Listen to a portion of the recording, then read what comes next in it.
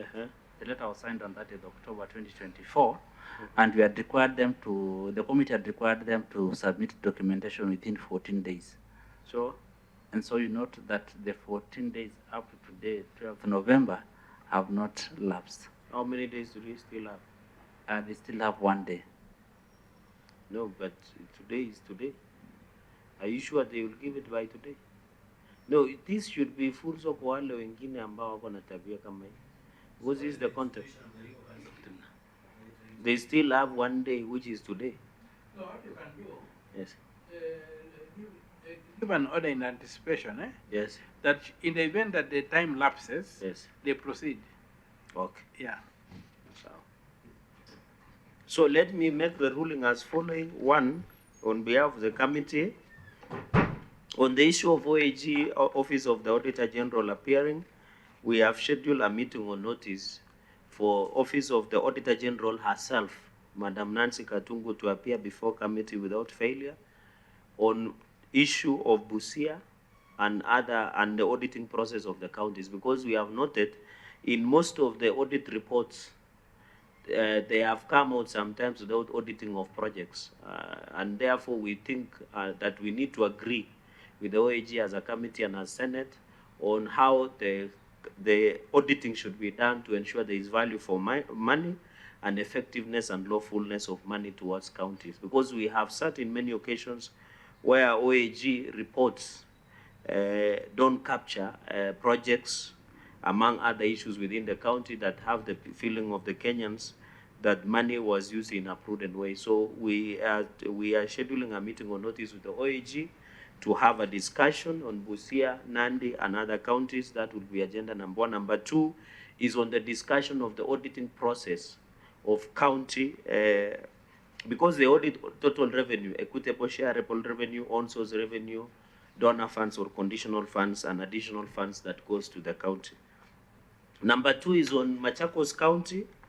Up to today, they have failed to provide the information. Some of the information that we need explanation when we met the Machakos governor and the entity was on the issue of legal fees that were estimated to be 1 billion Kenya shillings that they needed to explain and provide information on within 14 days.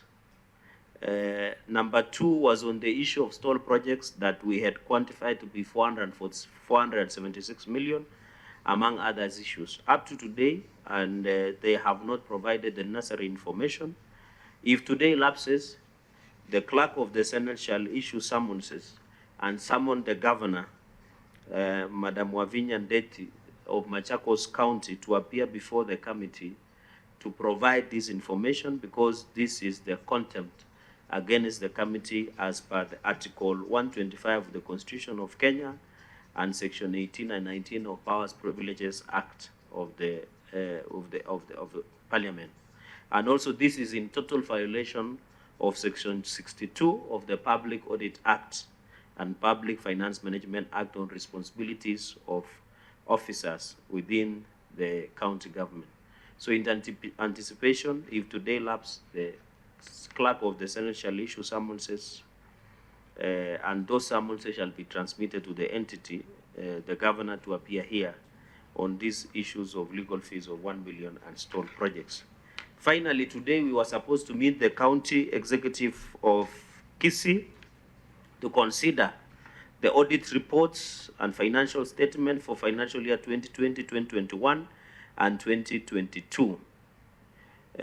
Both the county revenue fund, the county executive, and receiver of revenue.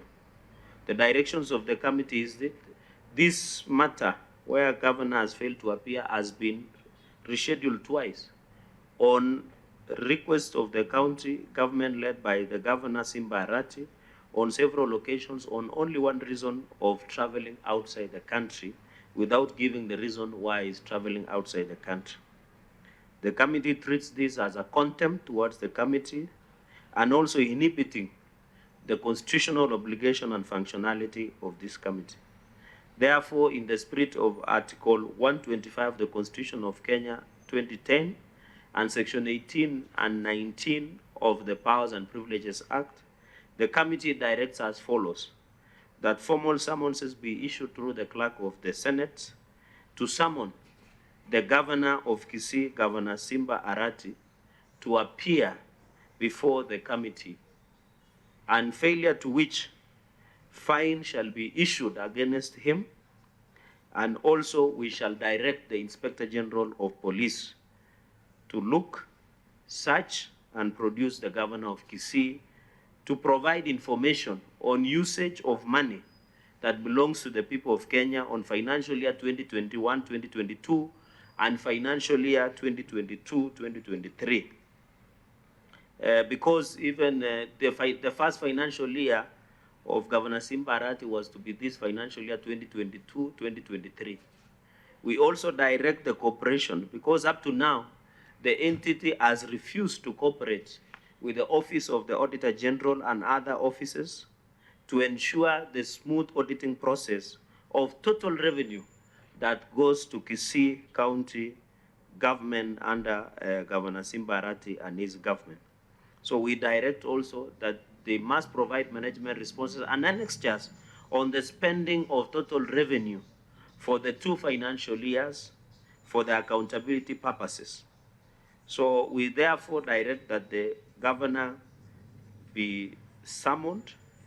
We have declined the request of extension of time as requested because we find the reason given as insufficient without evidence of that travel outside the country being official. So summonses are issued, and therefore the entity and the governor should be notified of this summons, and he must be here in person. And that is why calls for as a reason that even the finding of 500,000, we are considering the amendment in Parliament to increase the personal fine to more than 2 million Kenya shillings, so that we can have compliance from witnesses and governors who fail to appear before the committee of the Republic of Kenya. And this, any governor who shall decline, or any witness who shall decline to appear before Parliament, we shall not hesitate in using the Constitution and the legal provisions to ensure compliance, including directing the Inspector General of Police to frog march and make sure those witnesses, including governors, appear. And we want to encourage governors, the way they are excited to receive the exchequer releases with smiles and excitement, they should also be excited with smile and excitement to come and account before the public, because this is a breach of the Constitution, the breach of the trust of the people who voted for them, and the breach against the role and respect of Parliament. So in conclusion, we find such an appearance by the Kisii governor and other governors who have failed to appear before committees of Parliament as a disrespect, disdain, and contempt against the functionality of Parliament, which enjoys the status of the High Court of the Republic of Kenya. Finally, today in the afternoon, I shall issue on behalf of the committee the statement on the disregard of appearance of governors. And in fact, as a committee, we are mulling with an option of censuring a number of governors who have failed to appear before the Senate committees, with of course serious consequences and breach of the Constitution, which forms the basis of the violation, which are impeachable offenses. So I shall issue a statement and name governors who continue to disregard, disrespect, and become unavailable before the committees of Parliament. Yet we do the work that accountability is part of leadership. And in fact, in future, we are looking these as impeachment offenses, and we might end up even coming up with a motion, a legislative intervention, to allow Senate on its own motion to start impeachment proceedings against governors who fail to appear before the committee.